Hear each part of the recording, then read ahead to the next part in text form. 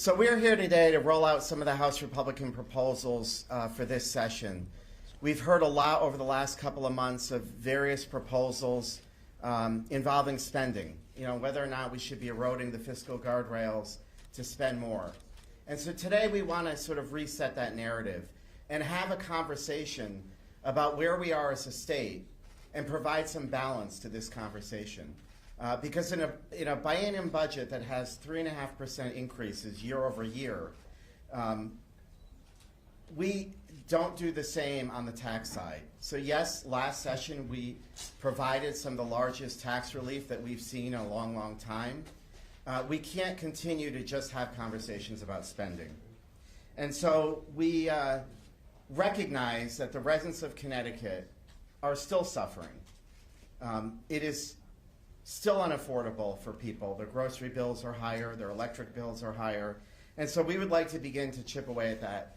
And I would like to introduce Representative Cheeseman, our ranking member of Finance, to talk about these proposals. Thank you, Representative Candelora. And I couldn't have had a better segue. What does the price of a bag of chips have to do with what we're going to talk about today? Half the quantity, twice the price. This is what our residents are facing every day.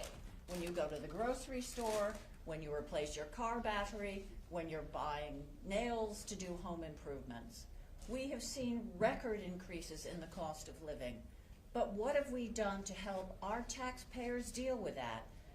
So as the minority leader said, we're here today to suggest some ideas that we think would provide real help to our taxpayers as they deal with the cost of living, which isn't going down. We hear all the time, oh, inflation's down. Inflation means the cost is still going up.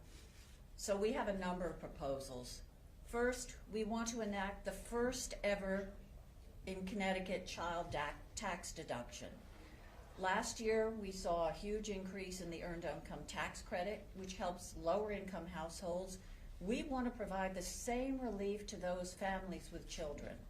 Connecticut's one of the few states in the country that doesn't recognize family size.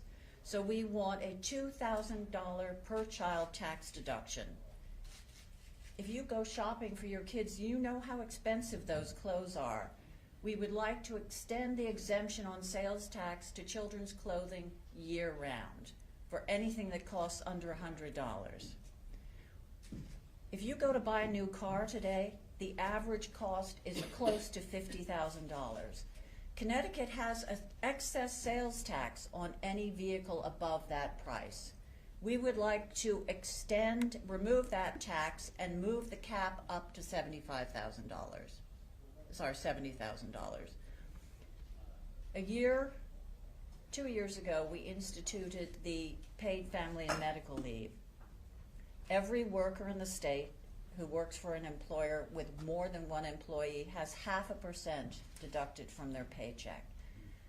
That program has worked the way it's supposed to. Close to 90,000 Connecticut residents, I believe, have taken part. But there's a huge surplus. It's close to $500 million. It's anticipated to be in the range of $700 million. We propose reducing that deduction from 0.5% to 0.4%. Indeed, the advisory board contemplated that and decided to put that off. We think Connecticut taxpayers deserve to have more money in their pockets, and this would be a step in the right direction. And finally, we would like to help small businesses and their workers by following through on an attempt that went forward last session. Create association health plans. This would give small employers who group together the same power in terms of bulk buying and lowering prices that large employers would have. Nonprofits, small business owners, everyone would welcome this step. And these plans would contain all the requirements of the Obamacare health plans. So these are 4 of the proposals we have to put more money in our taxpayers' pockets who work so hard and deserve the same attention to their pocketbooks that we're paying to the state pocketbook. And I'll return things to Representative Candelora. Thank you, Holly. And to put this in perspective, this is a total of about $50 million of proposals. Juxtaposing that against the overruns in some of the spending programs, like the health care for illegal immigrants, that in this biennium is going to overrun the state of Connecticut by $30 million, which has no cap and no end in sight. Additionally, we're seeing overtime in our Department of Corrections to the tune of $17 million because of the iPads that we're now giving out to our prisoners need heavier monitoring and comes with a higher cost, again, uncapped. So we would like to offer these very humble proposals. Additionally, we would like to see the volatility cap and revenue cap be incorporated in our Constitution. We have a spending cap that is in the Constitution. We believe that its two sisters that were created later on should join its sibling in the Constitution. And at the very least, we think it's important enough to put that out to the voters because we have seen the benefits of this volatility cap.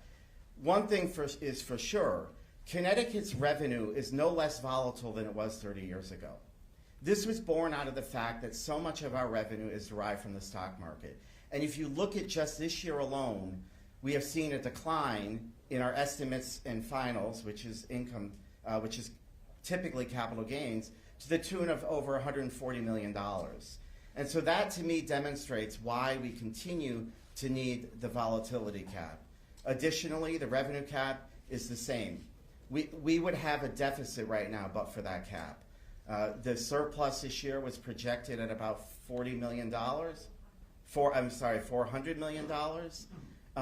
That has now declined by over $280 million. So without that cap, Connecticut would be in deficit right now.